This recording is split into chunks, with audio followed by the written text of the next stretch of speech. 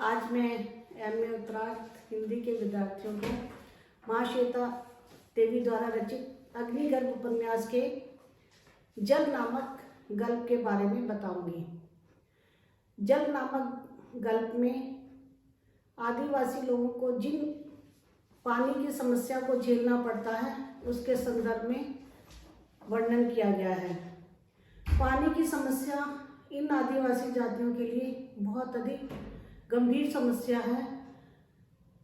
ऐसा कहा जाता है कि गांव के हर व्यक्ति को जल पीने को मिल सकता है, लेकिन इन दलित और शोषित पीड़ित वर्ग के लोगों को पानी पीने के लिए किसी कीमत पर नहीं मिलता। गाय भैंस का उस पानी पर अधिकार है, लेकिन इन लोगों का उस पानी पर अधिकार नहीं है। ये बेचारे बड़ी मुश्किल से बूंद बूंद पानी इकट्ठा करते हैं और उसको पीने में इस्तेमाल करते हैं।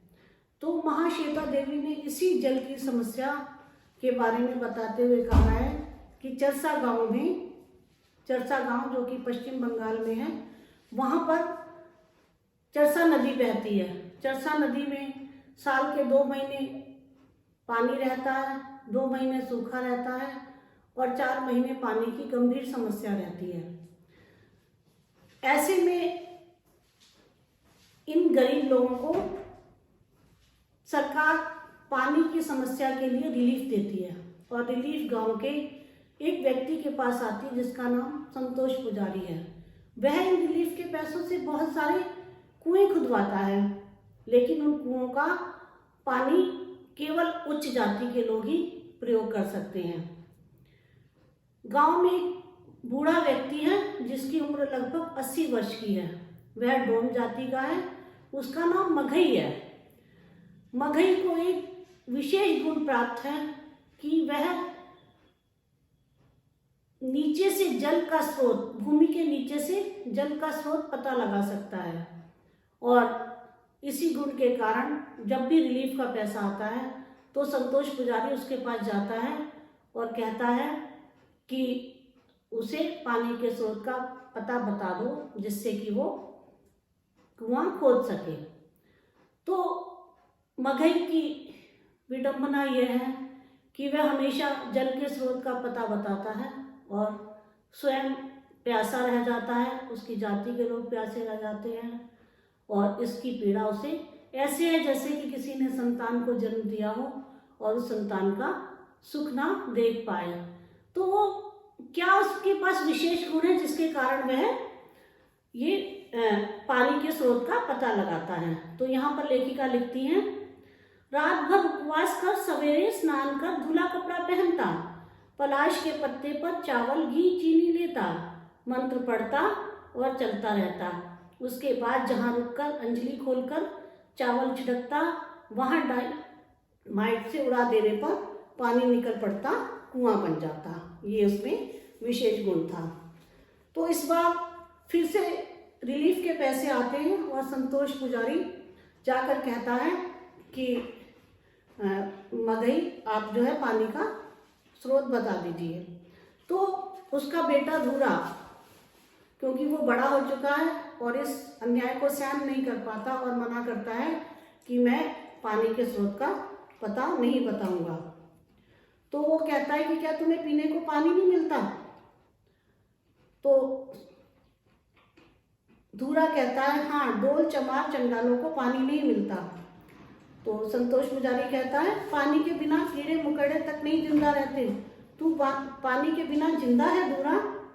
तो धूरा कहता है, ना, चरसा की छाती फोड़कर सोता निकालते हैं, उसमें रात भर पानी जमा होता है, उस पानी का हमें पता है, पंचायती कुआं, सबका कुआं, उससे पानी नहीं मिलता।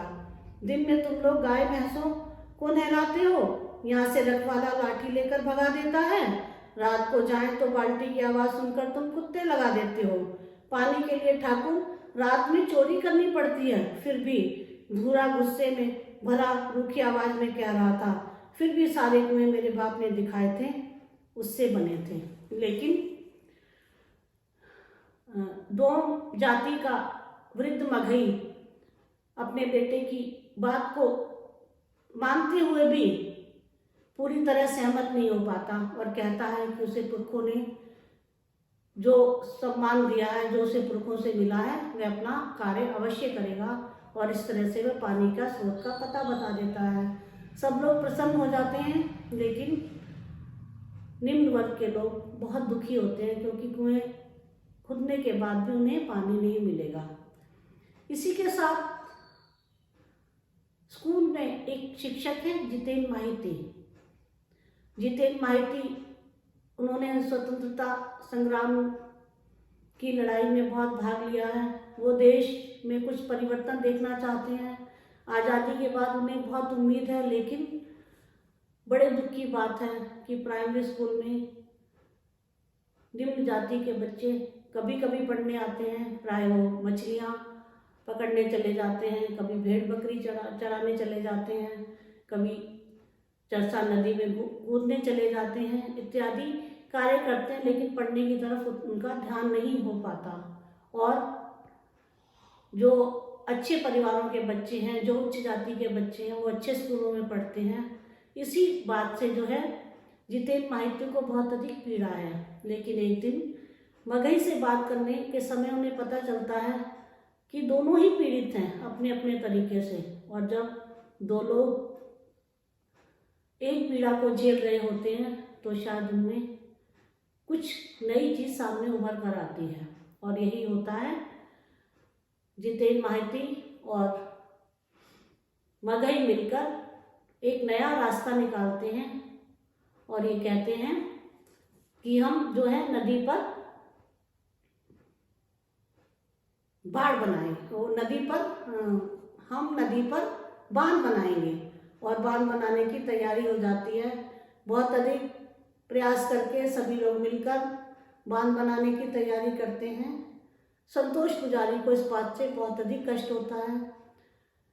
इसी के साथ एक दिन जितेंद्र माहिती वीडियो से शिकायत कर देते हैं कि रिलीफ का पैसा संतोष पुजारी खा जाता है। यदि ये पैसा निम्न जाति के किसी व्यक्ति को मिले तो शायद पैसे का सदुपयोग हो पाए और एक कुआं उनके गांव में भी खुद जाए जहां पर निम्न जाति के लोग रहते हैं। लेकिन उसकी शिकायत पर सरकारी अधिकारियों द्वारा कोई ध्यान नहीं दिया जाता और उसे कहा जाता है कि वो विद्रोह फैलाने का कार्य कर रहा है। इसके पश्चात जब बांध बनने की तैयारी होती है तो सभी लोग बहुत प्रसन्न हैं, नाच रहे हैं, गा रहे हैं कि अब पानी की व्यवस्था हो जाएगी, अब उन्हें साल भर पानी मिलेगा। मगही और जितेंद्र माहिती का दिमाग मिलकर जो पहाड़ पर बांध बनाने का कार्य करता है और सभी लोग मेहनत करके जिस बांध का निर्माण करते हैं, पानी इकट्ठा होता है और गांव में खुशी की लहर दौड़ आती है। तभी संतोष पुजारी पुलिस को लेकर आता है और बांध को तोड़ने का प्रयास करता है। जितेंद्र माहिती जाकर एक पुलिस वाले का पैर पकड़ना चाहते हैं कि वो उस बांध को नहीं तोड़े, संतोष पुजारी को रोकना चाहते हैं, लेकिन पुलिस वाले उन्हें लाठी मार देते हैं और वो वहीं पर गिरकर बेहोश हो जाते हैं। इसके बाद मगही भी वहां पर आता है, वह भी प्रयास करता है और कहता है कि इस बांध को मत तोड़िए, इस बांध को मत तोड़िए, लेकिन उसको भी पुलिस वाले गोली मार देते हैं और वह वहीं मर जाता है। इस तरह जितेंद्र माहिती और धूरा दोनों घायल हो जाते हैं, मगही की मृत्यु हो जाती है और सरकार ये कहती है कि इस गांव में पानी की कोई समस्या ही नहीं है। जो पैसा है वो रिलीफ का पैसा अब केवल मंदिर इत्यादि में कार्य किया जाएगा, क्योंकि चरसा गांव में पानी नाम की कोई समस्या नहीं है, कोई इशू ही नहीं है।